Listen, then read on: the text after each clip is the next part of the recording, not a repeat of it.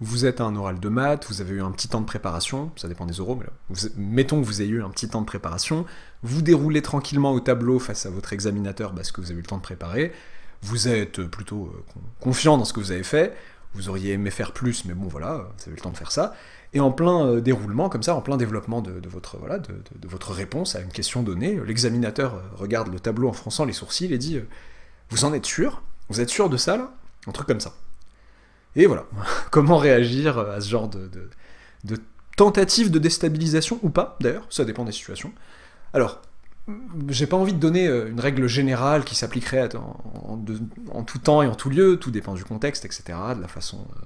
je sais pas, vous venez de dérouler un théorème, vous avez donné les hypothèses, peut-être qu'il en manque une, etc. Bon, on va essayer de donner une approche raisonnable, enfin en tout cas une façon de répondre, enfin une manière de répondre raisonnable à ce genre d'intervention de la part de l'examinateur. Répondre oui trop vite, bon, voilà, c'est un peu présomptueux. Si jamais il y a, voilà, si c'était juste une tentative pure et simple de déstabilisation et que vous répondez oui super vite, ok, ça peut passer pour du génie, mais bon, ça passera plutôt pour de la présomption pour se dire bon bah si l'examinateur intervient comme ça, c'est qu'il y a une subtilité et même si vous avez pas fait d'erreur, c'est le moment d'exposer la subtilité, et dire oui, j'en suis sûr parce que la série est à terme positif ou que sais-je, etc. Bon, quoique dans mon exemple de série à terme positif, en général, si vous l'avez pas dit, c'est que ça manquait dans les justifications. Bon, ça fermons la parenthèse. Entre guillemets, en soi, ça ne veut pas forcément dire qu'il y a une faute.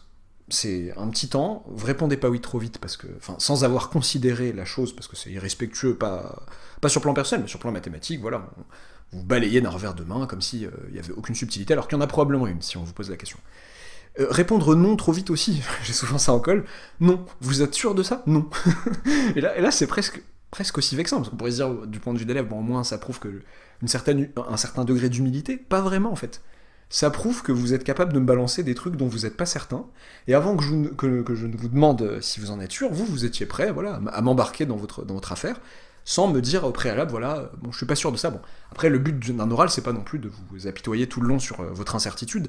Par exemple, notamment sur, je sais pas moi, une question de cours, ou un exercice directement lié au cours, ou un théorème, on l'a dire je suis pas sûr, ça fait mauvais genre, parce que ça fait directement partie du cours. Par contre, dans un déroulement, dire je ne suis pas certain de mon enchaînement là, parce que cette hypothèse, ou cette implication me semble douteuse pour telle raison, eh ben c'est bien, parce que ça montre que vous avez du recul sur ce que vous avez fait de bien et de moins bien, et vous essayez quand même de préciser, de montrer précisément à quel endroit vous n'êtes pas certain de votre enchaînement.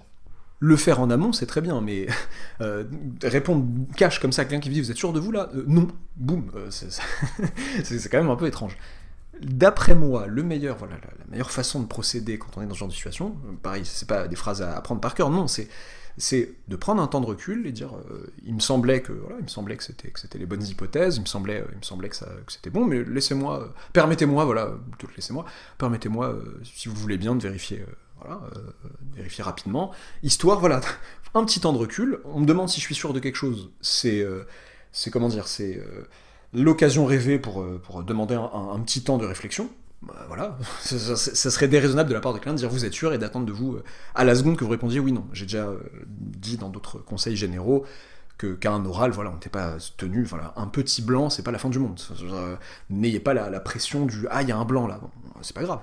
Prenez un petit temps de recul, vous réfléchissez, vous dites ah oui non j'ai dit une bêtise là, j'en ai parlé aussi sur un autre que je mettrai en lien, j'ai pas envie de redire ce que j'ai déjà dit dans un autre numéro entre guillemets, où je parlais de la peur de dire une bêtise à un oral de maths, ou le fait de désacraliser la chose, faut pas avoir l'impression, en général les examinateurs sont assez aguerris pour pouvoir faire la différence entre une situation où votre langue a fourché, voilà, vous avez d'une énormité mathématique, mais juste votre langue a fourché, c'est tout, vous avez dit dim de Rn de x égale n, et hop là, en fait vous vous rattrapez derrière, et en fait, n'ayez pas l'impression, enfin si vous vous rattrapez bien, que vous avez blasphémé, ou que sais-je, ou que le prof de maths va vous en vouloir à titre personnel parce que vous avez désacralisé les mathématiques, ou je ne sais quoi. Ça peut paraître ridicule dit comme ça, mais il y en a vraiment qui sont dans cette optique-là. Non, dédramatiser, non. Oui non, pardon, j'ai dit une bêtise, je voulais dire n plus 1, évidemment, voilà. Dans ce genre de situation, voilà, ça permet de désamorcer la chose et de ne pas lui donner plus d'importance qu'elle n'a vraiment, c'est-à-dire une langue qui a fourché. Voilà, donc que ce soit une tentative de déstabilisation ou pas, le vous en êtes sûr, point d'interrogation, C'est une intervention comme une autre.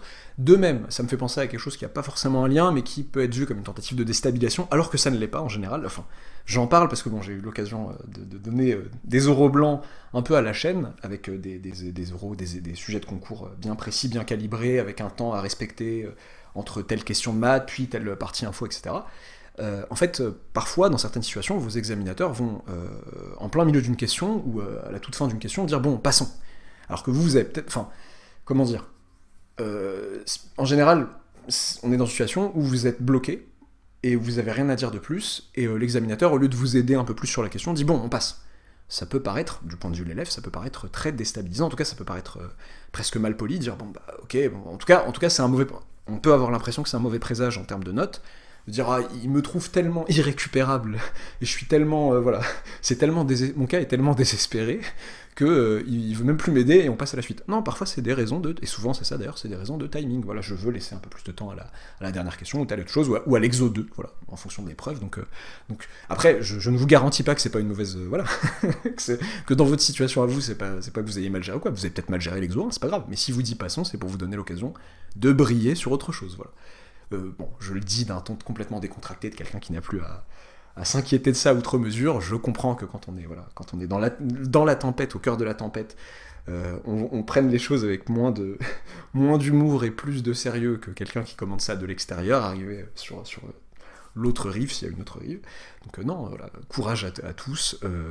Voilà, essayez de vous concentrer sur l'aspect mathématique, je parle de la matière, hein, ou l'aspect, quelle que soit la matière, sur la matière en elle-même, plutôt que sur le méta-verbal, etc. Bien sûr, évidemment, c'est un exercice, c'est un oral, c'est un exercice d'échange, donc je dis pas qu'il faut pas faire attention à l'attitude de l'examinateur au sens où ses interventions, ses indications, j'en ai déjà parlé dans d'autres numéros, je sais pas comment dire, d'autres épisodes du podcast, ça fait trop genre, voilà, ce genre de situation, ce genre d'indices font partie de l'oral, ça c'est vrai, mais le fait de dire attendez, là il fronce les sourcils, là il m'a dit ça, là il a été un peu sec, etc. Elle a été un peu sèche, bon c'est pas... Voilà, ça ne sert à rien, en fait c'est surtout que ça sert à rien d'essayer de deviner ce qu'il ou elle a derrière la tête, donc continuez, faites tranquillement, déroulez vos mathématiques tranquillement, essayez dans la mesure du possible d'être honnête sur ce que vous faites, si vous avez, bon ça peut arriver d'avoir un trou de mémoire, bon il faut éviter sur le cours, etc., vous l'annoncez, ça peut arriver.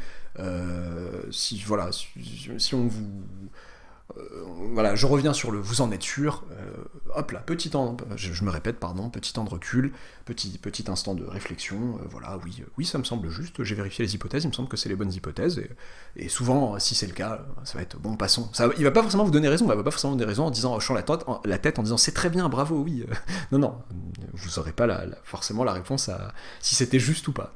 Et à contrario, si vous vous rendez compte que vous avez oublié quelque chose, c'est le moment de le dire et d'expliquer, voilà. Et il n'y a pas mort d'homme, voilà. Bon courage et à bientôt pour une nouvelle vidéo, un nouvel audio, on verra bien.